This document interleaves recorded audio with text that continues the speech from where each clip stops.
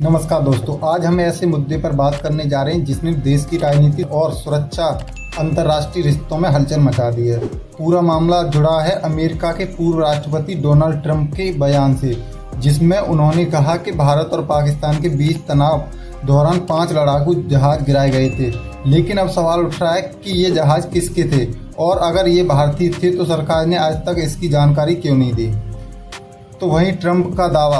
Trump ने कहा, सार्वजनिक कार्यक्रम में कहा कि जब भारत और पाकिस्तान के बीच तनाव था तो प्लेन्स को गिराया जा रहा था, लेकिन 5 फाइटर जेट गिराए गए थे। हालांकि अब उन्होंने ये नहीं बताया कि वो जहाज किस देश के थे, लेकिन भारत में इस बयान के बाद बवाल मच गया है।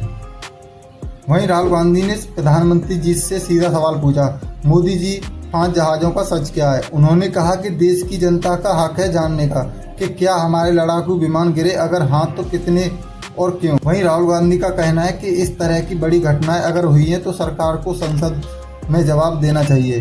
वहीं अब बीजेपी ने राहुल गांधी पर पलटवार करते हुए कहा कि राहुल गांधी की देश सुरक्षा और सेना पर सवाल उठाकर पाकिस्तान की भाषा बोल रहे हैं।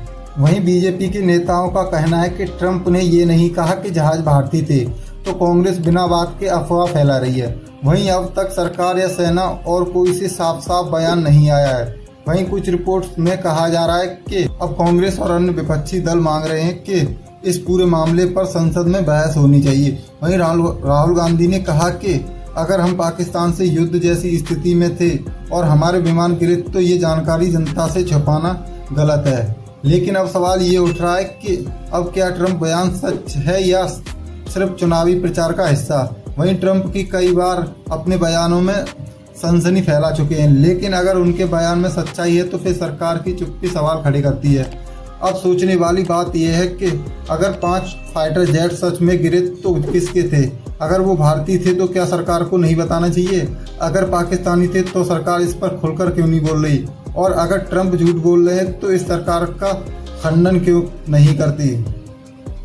अतः हमें देश की सुरक्षा से जुड़े मुद्दों पर पारदर्शिता और जवाबदेही जरूरी है। वहीं रक्षा मामलों में गोपनीयता हो सकती है, लेकिन लोकतंत्र में जवाब देना भी जरूरी है।